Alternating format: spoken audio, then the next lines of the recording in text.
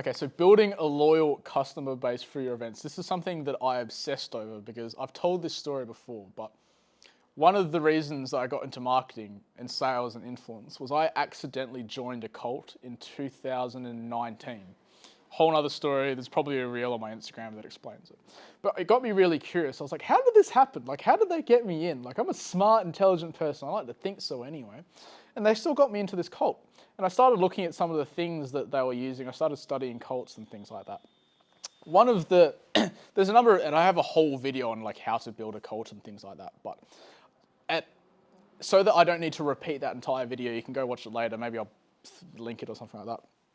The main thing you want to do when you're building a cult-like following, at least anyway, is they need a charismatic leader. That is one of the key elements to having a loyal following. And in club promoter land, that is the club promoter. So that's you.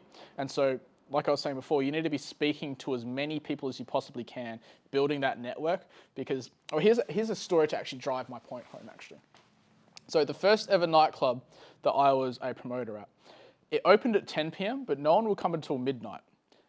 Everyone was pre-drinking at a pub down the road.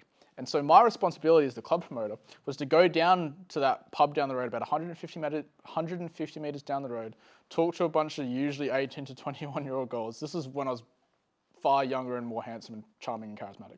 Now there isn't an amount of money on earth you could pay me to do this anymore.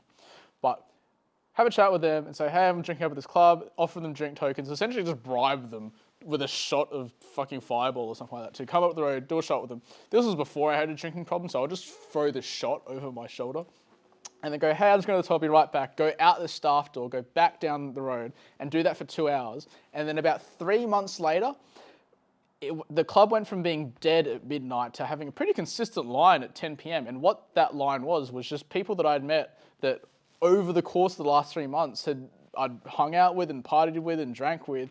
And so they were coming early and they had that loyal following, and then they brought their friends brought their friends, and then everything snowballed.